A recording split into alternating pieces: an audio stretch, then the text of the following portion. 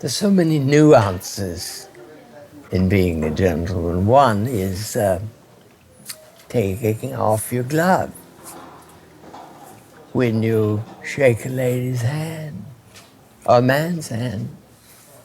That's the nuance. That's a part of it all.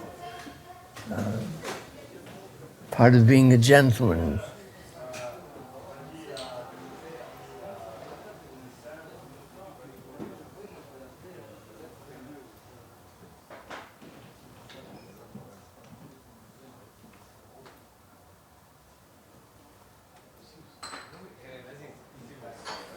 Beauty before age.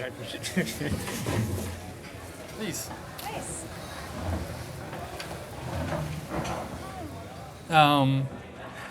So what is a gentleman? I mean, the textbook definition is, I think, the simplest definition is a man of good conduct.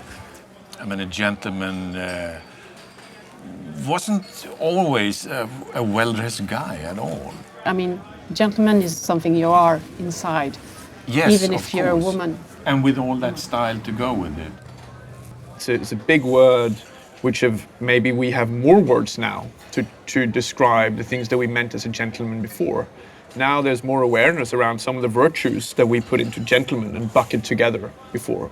We have words like kindness and empathy and humility, which are currencies today. They were weak words before. Yeah. Our culture feeds the ego so much that we have an entire generation that's just thinking about themselves. I think we've sort of created a monster here, rather saying to people, be who you are and be comfortable with yourself. We've said, okay, this is how you should be, this is what you should do, and this is how you should feel. And I hope that we are one of those brands that kind of inspire people to be themselves rather than to be somebody they think they should be. Wonder if it wasn't marketing that killed the gentleman, because now we started to push product and it was about selling stuff brands wanted to. You want this, you need this in your life. Your life gets so much better than and this. people started to it's re-educating the masses, then you won't understand why it's important to buy something of quality. And you'll Because just of the follow. mass production. Also, fashion and style is two very different things. So the gentleman is style, he was never fashion. Because a gentleman for me is someone who believes in me, who encouraged me to do all those things. Even though I do badly, if I like it, someone who sees me and encourages me to just keep doing that, that's a gentleman as well. Very often people confuse a dandy, how you're dressed, with if you're a gentleman or not. And I think it's absolutely hasn't got anything to do with clothing whatsoever.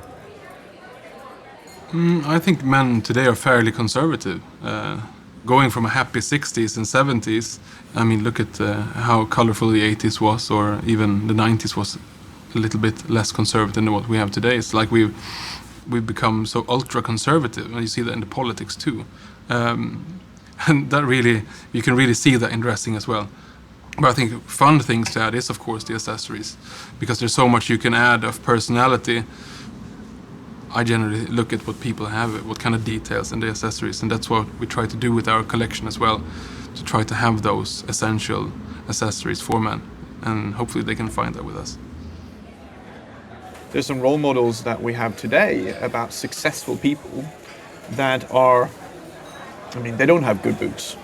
They're the Steve Jobs, and they're the Sergey and the Larry of Google, and these are hugely influential, and I don't know what you want to call them, but I don't think we can say that they're not gentlemen just because they don't have, we can't place them in time when it comes to how they look. But where we have a mismatch, actually what I see it is that these authentic leaders that care about people, they dress badly. And they could be, they are great leaders, but what if they dressed even better? No, but they feel comfortable with what they wear. Yeah, well, I've just two really good suits in my closet, and that's all I need, because I don't wear them that often. You are a tool for a stylist to show what a gentleman is. How do you interact with each other? How do you and the stylist and the photographer interact? If I wear a suit, I feel comfortable, and if I feel comfortable, that translates into the picture, and that's all there is. I think that it's more interesting to work with men's fashion, I think, because it's, I don't say it is more high quality, but I do like the way, the frame of men's fashion and to play with the qualities. There's a revolution going on now. If you notice the people who are wearing those kind of outfits, they're not afraid to wear the new fashion, new colors, and they wear it with confidence. Hold that head up high and walk right down the street. Maybe you need a parasol, maybe you need a walking stick, maybe you need a 1,000 different accessories that we've been talking about. Accessories is the name of the game. Briefcase, you know, the right shoes, and for God's sake, the right shirt, you know. Well, Spring Summer 16, we try to capture as many ways as possible to wear an Eton shirt. So you'll find everything from the business wear, strict tailoring. You'll find short sleeve, dressy shirts and casual shirts on pro skater Ali Boulala, for example. You'll find fantastic floral patterns together worn with a suit. You have a great alternative evening collection there too. So we try to be as varied as possible in Spring Summer 16, and hopefully you'll see that on our imagery and in our movies, to really have as much innovation as possible in the details. But I'm curious, are there any more concrete tips we can give each other to be a more modern gentleman in this day and age? Try to learn something every day, maybe. Try to be kind when it's hard. Yeah, and try to break norms. I mean, Gandhi has a really good quote, be the change you wish to see. I think that goes for the new gentleman. In all ways. Empathy and style. Empathy in style.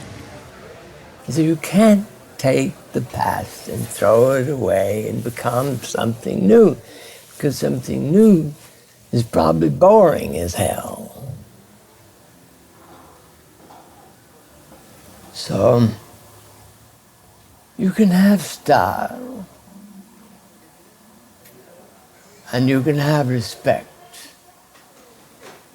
And it's how one lives their life and puts it together at the end of the day that makes the difference in it all.